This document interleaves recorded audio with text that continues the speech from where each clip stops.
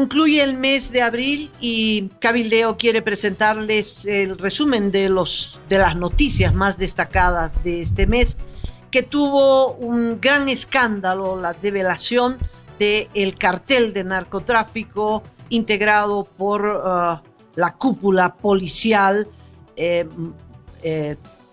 con un escándalo que lo vamos a detallar, y un mes que termina con un levantamiento militar en Venezuela, un hecho que todavía está en curso y que podría terminar con el régimen de Nicolás Maduro.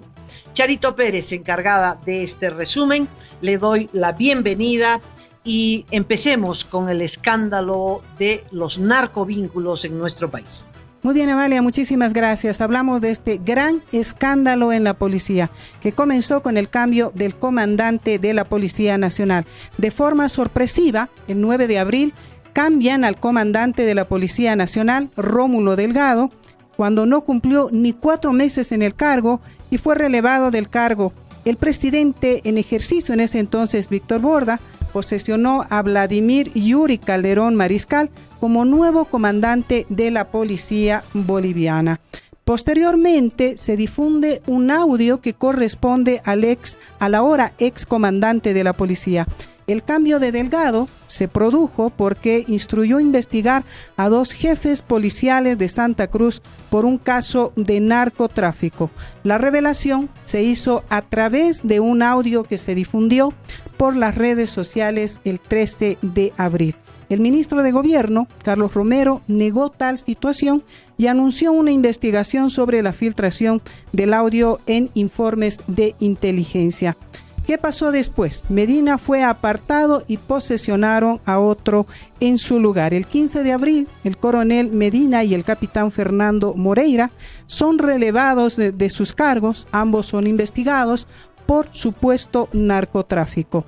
Medina y Moreira van presos. El 23 de abril, el exdirector de la FELCC de Santa Cruz, Gonzalo Medina, y el capitán Fernando Moreira fueron aprehendidos por los delitos de encubrimiento al no ejecutar la orden de aprehensión contra Pedro Montenegro, acusado de narcotráfico desde Brasil. La publicación de comprometedoras fotografías de un viaje a Cartagena, Colombia, develó el vínculo entre los policías acusados y Montenegro. Vamos a escuchar este audio que corresponde al actual jefe de la FELCC en Santa Cruz, que da un informe sobre este caso.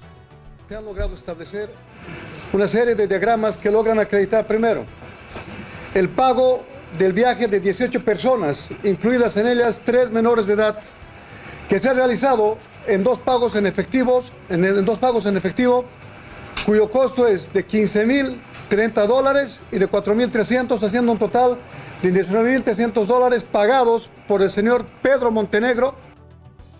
El 25 de abril fueron enviados a la cárcel de Palmasola. Sin embargo, determinaron que temporalmente se quedarían en celdas de la FELCC para preservar sus vidas. Un día después, Robin Justiniano, hijo del ex coronel Gonzalo Medina, también fue enviado a la cárcel de Palmasola con detención preventiva por sus presuntos nexos con el narcotráfico. Justiniano aparece en unas fotografías junto a Montenegro en unos viajes y actos de la FELCC en Santa Cruz. Por el mismo caso, el mayor de la policía boliviana, Kurt Brun Ríos, fue aprehendido. Kurt formó parte de la Fuerza de Tarea Conjunta del Chapare y en el 2014 fue agente antinarcóticos en el aeropuerto Viru Viru de Santa Cruz. También viajó a Cartagena junto a otras 17 personas con el prófugo Pedro Montenegro Paz. Lo importante de este hecho es que el ministro de Gobierno, Carlos Romero, destituyó al comandante de la policía porque este comandante de la policía estaba investigando a 2 jefes policiales vinculados al narcotráfico.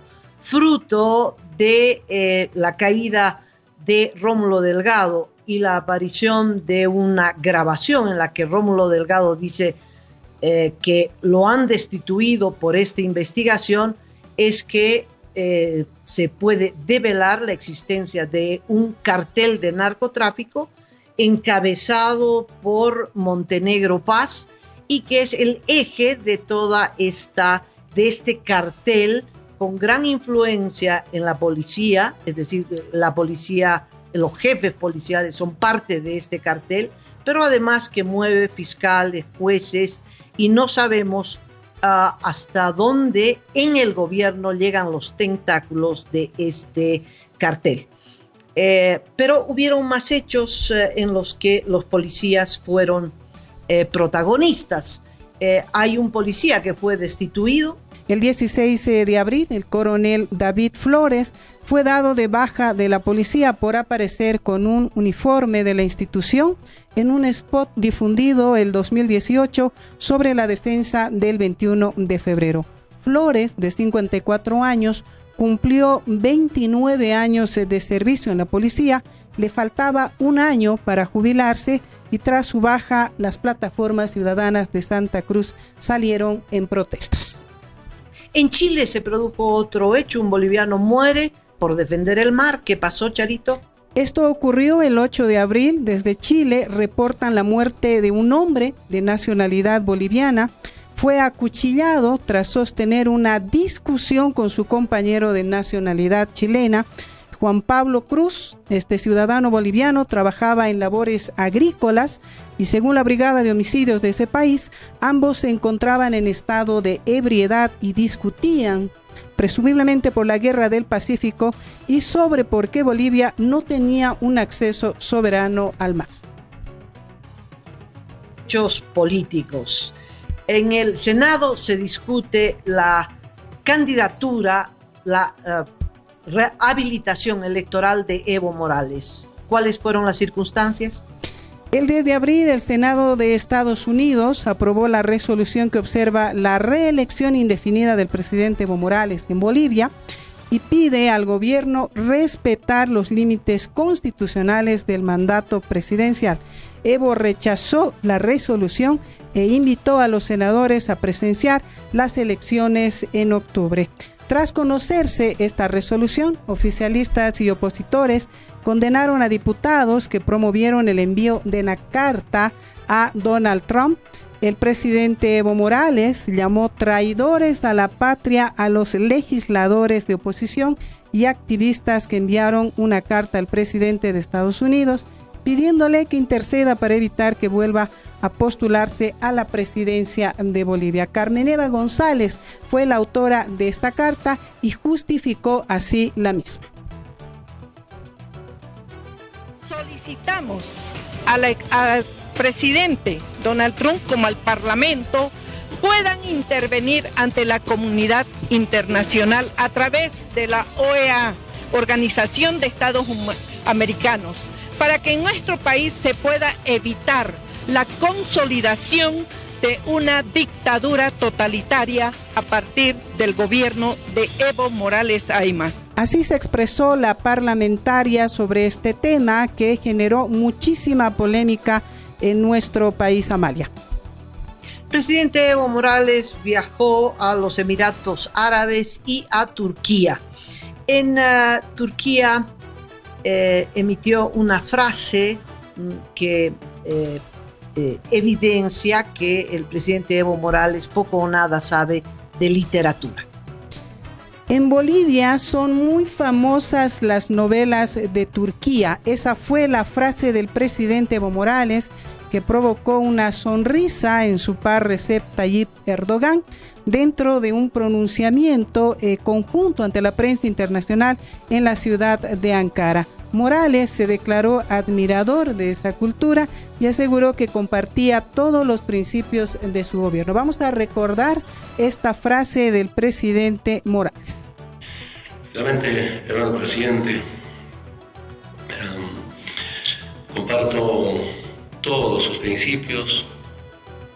Después de conversar largamente, soy admirador de Turquía. En Bolivia, quiero decir, es muy famoso las novelas de Turquía. Así se declaró admirador de las novelas de Turquía, Amalia, entre otras cosas, que arrancó la sonrisa del presidente de ese país, pero generó muchísimas críticas en el país. También fue a la Argentina y se entrevistó con el presidente de ese país, Macri, a propósito de la exportación de energía eléctrica, pero el avión fue el detalle más destacado. En su reciente visita a Argentina, el presidente Evo Morales anunció el inicio de gestiones con su par argentino Mauricio Macri para adquirir los aviones Pampa 3, fabricados en ese país y que conoció y probó en una aeroestación militar de El Palomar en Argentina. Morales en esta declaración anunció el envío de un equipo técnico y pilotos de Bolivia para empezar a negociar la adquisición de las aeronaves. El gobierno había negado que Argentina ofreció como regalo uno de estos aviones si es que nuestro país cumplía con la entrega de los volúmenes de gas, especialmente en la temporada invernal. Vamos al escándalo de Neurona Consulting. El 3 de abril, el ministro de Comunicación, Manuel Canelas, reveló que la empresa mexicana Neurona Consulting recibió 12,4 millones de bolivianos por 8 contratos. Canelas solicitó a la Contraloría realizar una auditoría a los contratos que el Estado suscribió con la firma mexicana en medio de las denuncias y críticas de la oposición. Pero si algo grave ocurrió en materia política en este mes de abril, fueron las sucesivas renuncias en el Tribunal Electoral. En 6 meses se registraron al menos 37 renuncias y destituciones en el Tribunal Supremo Electoral. 8 profesionales que se fueron de la entidad trabajaban en el área de tecnología de la información. El TSE en un comunicado señaló que respetadas las decisiones que tomaron de manera personal quienes se alejaron del organismo. En los últimos días, el vicepresidente del ente, Antonio Costas, evidenció a través de una carta filtrada de los riesgos para administrar las elecciones por las renuncias y despidos, además de otros temas. Otros hechos. En la alcaldía, el presidente del Consejo Municipal, Zignani, terminó preso con detención domiciliaria. El caso Terza. El 1 de abril se inició con el anuncio del alcalde Luis Revilla, quien decidió anular el convenio que suscribió el municipio con el empresario Edwin Saavedra el año 2017 para la construcción del World Trade Center en la curva de Holguín, tras la denuncia de un supuesto favorecimiento al empresario planteada por 3 diputadas del MAS y la concejal Cecilia Chacón. Esta fue rebatida por una aclaración del exalcalde Juan del Granado. El empresario Saavedra rechazó la decisión asumida unilateralmente por el alcalde de La Paz. El 15 de abril, la Fiscalía Departamental de La Paz ordena la aprehensión del concejal Fabián Zignani por los delitos de uso indebido de influencias e incumplimiento de deberes por presuntamente haber favorecido a la empresa Terza, encargada del tratamiento de basura y de la cual su esposa, Maricruz Medrano, fue abogada externa. El 17 de abril, el Juzgado Tercero Anticorrupción determina la detención domiciliaria y el pago de una fianza de 80.000 bolivianos. El proceso aún continúa. La Fiscalía pidió la detención de Zignani argumentando que su mujer había firmado contratos con la alcaldía. Cuando se le pidió al fiscal que muestre los contratos, dijo que se había equivocado. Vamos a uno de los escándalos más grandes de este mes, el descubrimiento de una red de traficantes falsificadores de medicamentos. La policía boliviana desbarata una red de falsificadores de medicamentos, aprende a 10 personas involucradas con la adulteración de fármacos que eran mezclados con bicarbonato, maicena y harina, entre otros. Incautaron productos valuados en $400.000. Aunque el hecho se descubrió a fines de marzo, el 2 de abril se inician operativos en otros departamentos del país, aprendiendo a otras personas que atentaban contra la salud de la población. En materia económica, la fijación del incremento salarial va a ser el hecho más destacado y seguramente el anuncio se hará en las próximas horas, 1 de mayo. El ministro Arce Catacora protagonizó una enorme polémica sobre cuánto de la canasta familiar se puede llenar con 100 bolivianos. Una entrevista que le hicieron al ministro Luis Arce se viralizó por sus dichos. En un ejercicio de compra de la canasta familiar, afirmó que se necesitaban menos de 100 bolivianos. El cálculo que hizo la autoridad desató una ola de críticas desde diferentes sectores. En la Casa Grande del Pueblo, el presupuesto solo para la compra de carne es de bolivianos 2.000 por día. Vamos a recordar esta declaración que hacía Arce a la red. ¿Usted cree que con 100 bolivianos, con menos de 100 bolivianos, se pueden comprar lo básico para la canasta? Así es. ¿Y cuántos días nos duraría esto, ministro? Bueno, depende del número de la familia. El ciudadano de a pie tiene la sensación de que este dinerito no le alcanza para comprar lo que realmente necesita en la canasta familiar. Bueno, eso es algo muy psicológico, César, porque por más que yo te triplicara el sueldo en este momento a ti. Algo muy psicológico, decía, el tema del llenado de la canasta familiar, Amalia.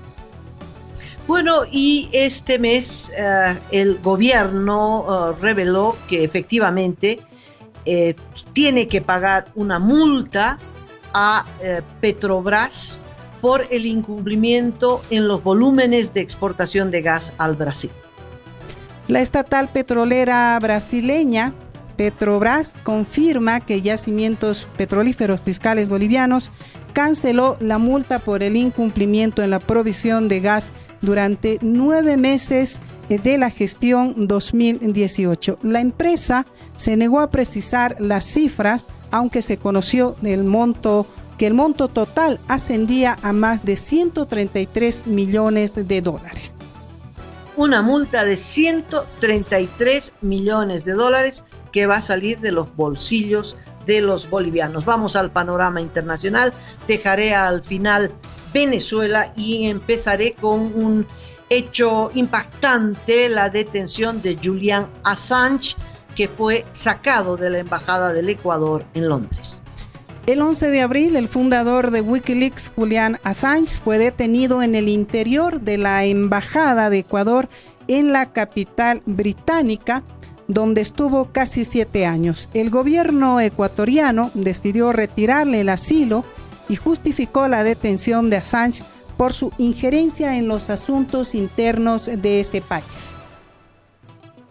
Ardió Notre Dame en París. El 15 de abril, las llamas devoraron la emblemática Catedral de Notre Dame de París, símbolo de la cultura europea. Sufrió un incendio que derribó la aguja y destruyó 2/3 de las bóvedas y tejados. Los bomberos evitaron que el fuego se propagara a toda la estructura. Y en el Perú, dramático final para un dirigente que ha cruzado la historia de ese país en las últimas décadas. Alan García se suicidó. El miércoles 17 de abril, el expresidente peruano Alan García se suicidó con un disparo en la cabeza momentos después de ser intervenido por la policía con una orden de arresto preliminar por las investigaciones del caso Odebrecht. García dejó una carta antes de quitarse la vida en la que ataca a sus adversarios. Venezuela, el 2 de abril, Guaidó quedó sin inmunidad parlamentaria, pero no fue detenido. Los acontecimientos más importantes en el último día de abril.